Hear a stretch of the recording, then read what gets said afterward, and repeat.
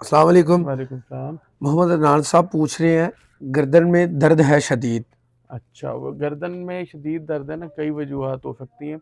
अच्छा, अगर तो कोई 2, 4, 5 दिन ही हुए ना, ज़्यादा नहीं हुए, तो फिर तो एहतियाती तदाबीर या जो भी कुछ भी आपको बताता हूँ। अगर लेकिन ज़्यादा हो गया ना, वो दर्द को हफ़्ता 10 दिन से ऊपर हो गया और चले जा रहा है, तो उसमें फिर आइडियली बेहतर होता है कि आप जो है वो किसी मुआलिज से पूछ के एक्स-रे या एमआरआई या जो भी कोई आपके दर्द से रिलेटेड मसला है उसको देखें। बाकी जो है एहतियातें इसमें ये है कि अमूमन गर्दन के पट्टों में शदीद दर्द या तो स्क्रीन के आगे बैठने से पोस्चर ठीक ना उससे भी होता है, तकिया ऊंचा लेने से भी होता है और बाज़ औक़ात आप कोई झटका लग जाता है या कोई आज सर्दियों में तो ये भी होता है बाज़ औक़ात आप गर्म पानी से नहा के निकलते हैं और उसके बाद वॉशरूम से बाहर आते हैं तो हवा लग जाती है, उसकी वजह से भी पट्टे स्टिफ़ हो जाते हैं।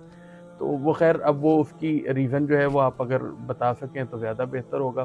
बाकी एहतियातें ये हैं कि जी एक तो पहले नंबर पे तो गर्दन को गरम रखें, गर्दन को क्या पूरे इस अपर बॉडी को जो है वो ख़ुसूसन गरम रखें।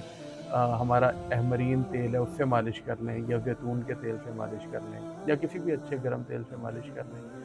और इसके अलावा जो है वो हल्दी और दूध ये पिएँ, इससे बड़ा फ़र्क पड़ता है दर्द में भी और जो दोबारा रिहैब होता है, उसके अंदर भी फ़र्क पड़ता है।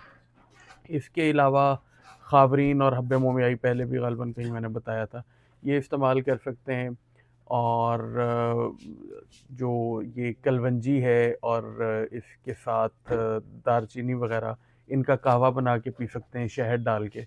तो बेसिकली थोड़ी-सी हीट मिलेगी इंटरनली तो उससे जो है वो दर्द भी बेहतर होगा।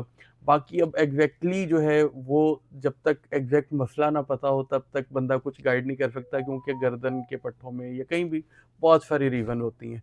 अगर दबवाने से आपको फ़र्क पड़ता है तो अल्लाह करेगा कि एक्स-रे या एमआरआई वग़ैरह की ज़रूरत नहीं पड़ेगी। लेकिन अगर उससे भी फ़र्क नहीं पड़ रहा तो इसका मतलब है कि हो सकता है अल्लाह ना करे कोई डिस्क का प्रॉब्लम हो, बैकबोन का कोई इश्यू हो। तो उस सूरत में जो है वो फिर प्रॉपर ट्रीटमेंट वो फिर खाली ऐसे टोटकों से गुज़ारा नहीं चलेगा। Thank you. शुक्रिया जी।